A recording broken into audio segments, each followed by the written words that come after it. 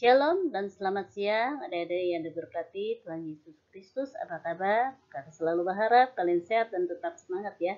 Kita bertemu kembali pada pelajaran bab 3. Kita akan membahas menjadi manusia yang bertanggung jawab di tengah masyarakat. Silakan kalian ikuti pembelajaran berikut dan nanti kerjakan tugasnya. Oke, selamat belajar. Tuhan Yesus memberkati. Adapun tujuan pembelajaran bab 3 ini, yang pertama, menjelaskan alasan mengapa hidup bertanggung jawab itu penting. Kedua, mendeskripsikan beberapa contoh kehidupan yang bertanggung jawab sebagai ciri-ciri kedewasaan pribadi dan iman. Pada bab ketiga ini, kita akan bahas sebanyak 2 kali pertemuan, yaitu tanggal 2 dan 9 Oktober. Semoga tidak ada halangan.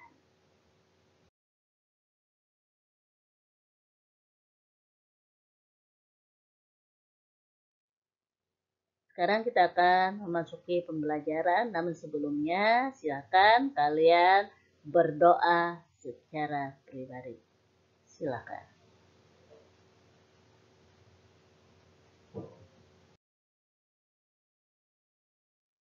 Bacaan Alkitab terambil dari Kejadian pasal 3 ayat 1 sampai 13, Hakim-Hakim pasal 13 sampai 16, Nehemia pasal 2 ayat 1 sampai 7, Matius pasal 25 ayat 31 sampai 46, dan Lukas pasal 10 ayat 30 sampai 37.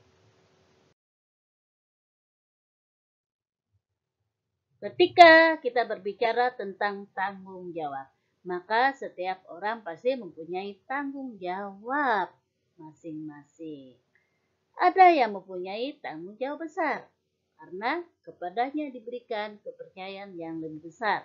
Sebaliknya, ada orang lain memiliki tanggung jawab kecil karena kepercayaan yang diberikan kepadanya lebih kecil. Dengan kata lain, tanggung jawab yang dimiliki tiap-tiap orang adalah berbeda sesuai fungsi dan perannya.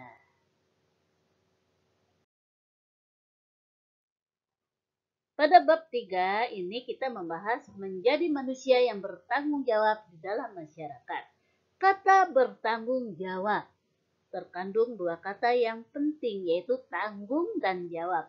Dalam bahasa Inggris, kata tanggung jawab diterjemahkan menjadi responsibility, yang dibentuk dari 2 kata, yaitu response dan ability, yang masing-masing berarti jawaban dan kemampuan.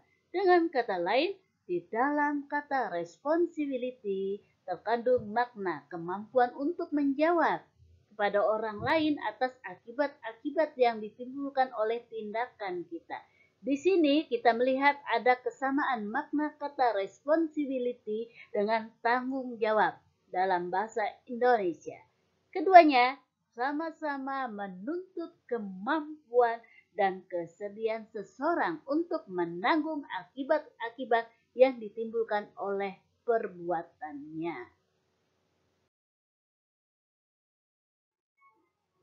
Presiden Amerika Serikat ke-26 Theodore Roosevelt pernah mengucapkan sebuah ungkapan yang berbunyi, "The book stop here," artinya uang itu berhenti di sini. Dalam ungkapan ini terkandung pernyataan, sayalah yang bertanggung jawab.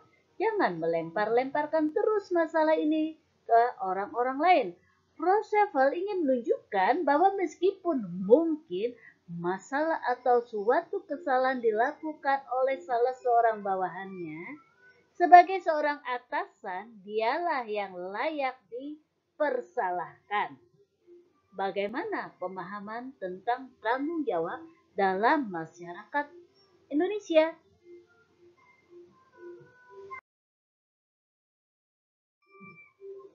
Seorang anak kecil tidak bisa dituntut bertanggung jawab pada tingkat yang sama seperti seorang yang sudah dewasa. Karena itulah di dunia peradilan, pelaku pelanggaran yang masih di bawah umur biasanya diajukan ke pengadilan yang khusus untuk anak-anak. Kalaupun mereka dijatuhi hukuman, biasanya ya baca seharusnya mereka tidak ditempatkan di lembaga pemasyarakatan yang sama dengan orang-orang dewasa. Mereka dianggap tidak cukup dewasa dan tidak mampu berpikir matang untuk mempertanggungjawabkan perbuatannya. Mereka akan ditempatkan di lembaga pembinaan anak negara. Lihat Undang-Undang Republik Indonesia Nomor 11 Tahun 2012 tentang Sistem Peradilan Anak. Bagaimana tanggung jawab seorang remaja? Setiap remaja dikatakan sebagai calon pemimpin masa depan menggantikan generasi tua. Oleh karena itu, remaja harus sudah mempersiapkan diri untuk menjadi pribadi yang bertanggung jawab. Bagaimana caranya? Tentu dimulai dengan melakukan hal-hal sederhana, seperti menyelesaikan tugas-tugas sekolah yang diberikan oleh Bapak Ibu guru, membantu pekerjaan di rumah, dan sebagainya yang bisa ia lakukan ketika dia diberi tanggung jawab oleh seseorang. Itu artinya sebagai remaja harus bisa memilih, bisa memilah agar tidak melakukan kegiatan-kegiatan yang sia-sia yang akan merugikan masa muda atau masa remaja. Seperti apa itu? Tawuran, mengkonsumsi obat-obat terlarang, menggunakan jarum suntik untuk menyuntikkan narkoba, atau pergaulan bebas. Ada sebuah pepatah dari negeri tirai bambu yang mengatakan lebih baik menyalakan sebatang lilin daripada mengutuki kegelapan. Hal ini memiliki makna yang sama dari ucapan mantan Presiden Amerika Serikat John F. Kennedy yang mengatakan, "Don't ask your country what your country can do for you, but ask yourself what you can do for your country." Artinya, jangan bertanya apa yang dapat dilakukan oleh negara Anda untuk Anda, melainkan tanyakanlah apa yang dapat Anda lakukan bagi negara Anda. Ada beberapa contoh tindakan tidak bertanggung jawab. Pada tahun 2011, sebuah perusahaan kelapa sawit dari Malaysia membunuh puluhan orang utan di Kalimantan Barat karena binatang yang terancam kepunahan itu dianggap sebagai hama dan pengganggu tanaman mereka. Padahal justru perkebunan sawit itulah yang telah masuk dan merampas ruang hidup binatang-binatang itu. Kemudian contoh yang lain, pembangunan villa-villa mewah di pegunungan tanpa izin dan tanpa memperhatikan kerusakan yang mungkin ditimbulkannya terhadap keseimbangan alam. Hal ini dapat menyebabkan berkurangnya daya serap air di pegunungan, sehingga air mengalir lebih cepat ke kaki gunung dan kota-kota di dataran rendah, lalu masuk ke laut. Akibatnya terjadilah banjir di mana-mana. Contoh tindakan yang tidak bertanggung jawab lainnya, ya, kebakaran hutan yang terjadi karena pertama, ulah sepele manusia yang sembrono dengan membuang puntung rokok yang tidak dimatikan di sembarang tempat, atau ketika dia membuang puntung rokok ke atas tanah yang ditutupi oleh dedaunan kering. Dan yang kedua, penebangan pohon oleh perusahaan pemegang HPH atau hak pengusahaan hutan yang tidak melakukan reboisasi. Nah, kasus-kasus tadi merupakan sebagian dari tindakan manusia yang tidak bertanggung jawab. Dari sini kita dapat melihat betapa pentingnya tanggung jawab kita terhadap apa yang kita lakukan, bukan? Kita bertanggung jawab bukan hanya kepada orang tua, guru, dan masyarakat di sekitar kita, tetapi juga kepada seluruh alam. Seorang pemimpin spiritual Tibet, Dalai Lama, pernah mengatakan, di masa kini lebih daripada di masa-masa yang lalu. Kehidupan harus dikirikan oleh perasaan tanggung jawab yang universal, bukan hanya bangsa kepada bangsa lain dan manusia kepada manusia lain, melainkan juga manusia terhadap segala bentuk kehidupan yang lain.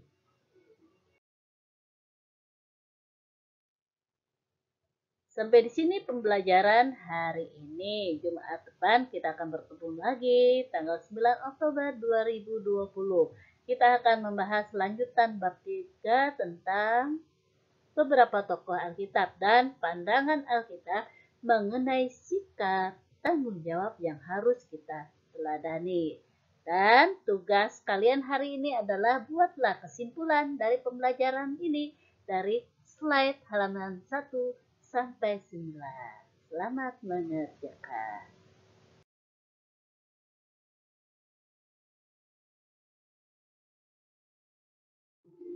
Sekarang kita akhiri pembelajaran ini.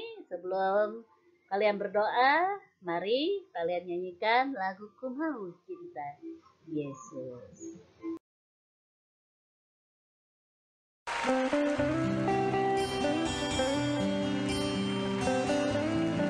Kami cinta Engkau Tuhan. Apapun yang terjadi, kami mau tetap cinta Engkau. Ku mau cinta Yesus selamanya. Ku mau cinta Yesus selamanya. Meskipun badai silih berganti dalam hidupku, ku tetap cinta Yesus selamanya. Ku mau cinta Yesus selamanya. Ku mau cinta Yesus selamanya. Meskipun badai silih berganti dalam hidupku, ku tetap cinta Yesus selamanya. Ya Bapa, Bapa, ini aku anakmu, layakkanlah seluruh hidupku. Ya Bapa, Bapa, ini aku anakmu, pakailah sesuai dengan rencanamu.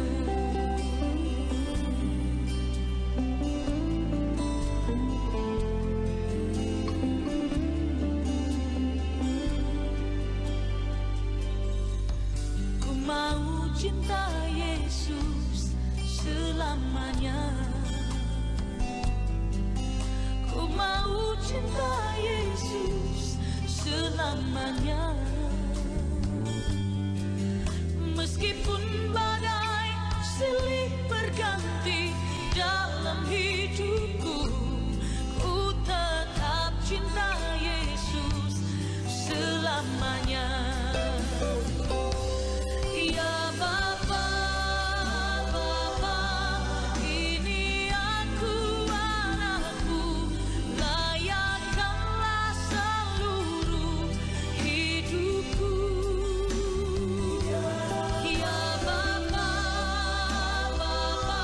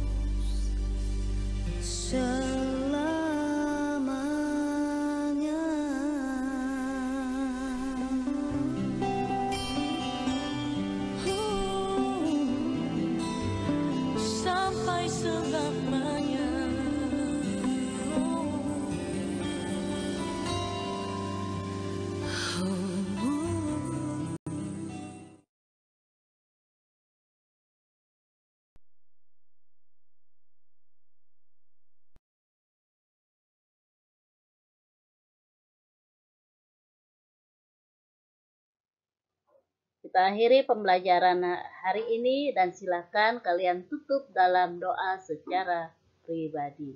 Silakan.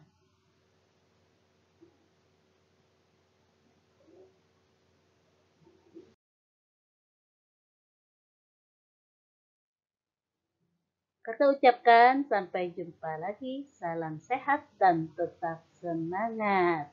Terima kasih atas perhatiannya. Tuhan Yesus memberkati. Dadah.